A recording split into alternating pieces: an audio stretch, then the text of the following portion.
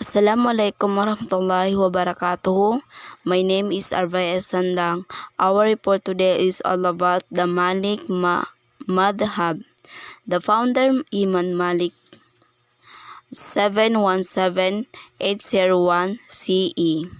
The founding scholar of this madhab, Malik ibn Anas ibn Amir, was among the major shabab of Medina. At nag-aaral din si Malik ng mga hadis na sa ilalim ng Az-Zuhri na siyang nagdakilang scholar ng hadis sa kanilang panahon, gayon din sa ilalim ng dakilang tagapagsalaysay ng mga hadis. Ipinagpatuloy ni Imam Malik ang pagtuturo ng hadis sa Madina sa loob ng 40 taong at nagawa niyang buuin ang mga aklat na naglalaman ng mga hadith ng Prophet sallallahu alaihi wasallam at atlars ng mga syahaba at ang kanilang mga kalilili ng pinangalang niyang Al-Muwatta. Of Malik Madhab. Imam Malik methods of the teaching was based on the narrations of hadith and discussions of their meaning in the context of problem of the day. At sa pamamaraan ng pagtuturo ni Imam Malik ay batay sa pagsasalaysay ng mga hadith ang pagtalaskay sa mga kahulugan ng mga ito ay sa konteksto ng mga problema sa araw ng iyon. Sasabihin niya sa kanyang mga estudyante ang mga hadis at atlars. Sa pahayag ng syahaba sa iba't ibang paksa ng patas ng Islam, pagkatapos ay tatalakayin ang mga impormasyon ng mga ito. O magtatanong siya tungkol sa mga problemang lumitaw sa mga lugar kung saan nangaling ang kanyang mga mag-aaral. Pagkatapos ay magsalaysay ng angkop ng mga hadis o atlas na maaring gamitin upang malutas ang mga ito.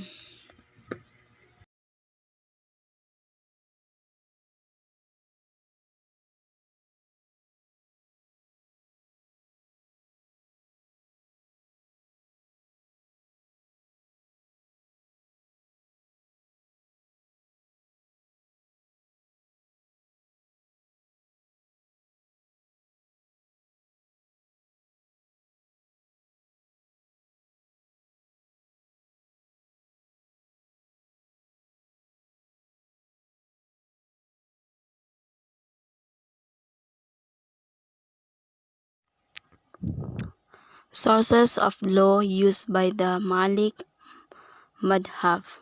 Imam Malik Islamic law from the following sources, which are listed in the order of their importance. Number 1, the Quran. Like all the order Lams, Malik considered the Quran to be the primary sources of Islamic law and it without laying and free condition for its applicants.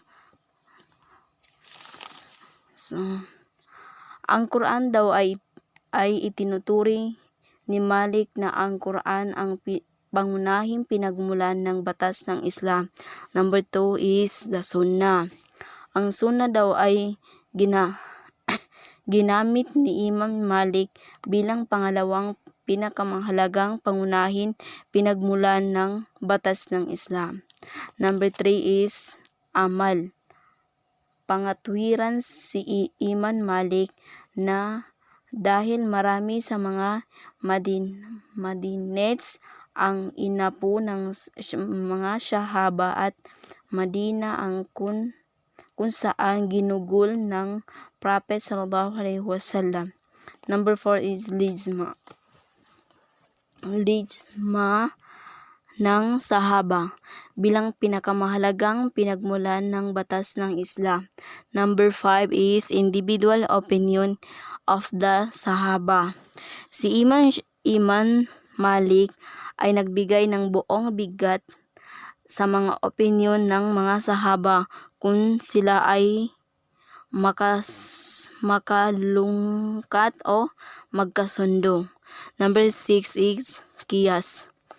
Ginamit ni Imam Malik ang kanyang sariling direktibong pangatwiran sa mga bagay na hindi saklaw na unang nabanggit ng mga mapagkukunan.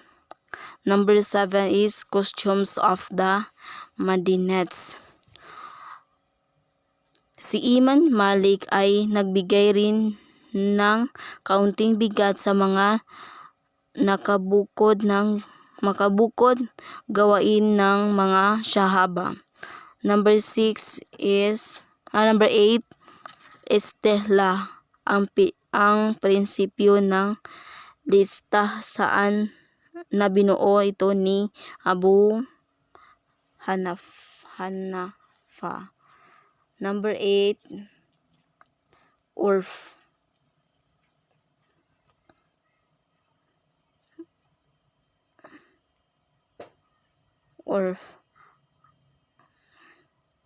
Ang urf ay tulad ni Abu Hanafa, isinasaalang-alang ni Malik ang iba't ibang kaugalian at panlipunan gawa ng mga tao na buong mundo ng Muslim hanggat maaari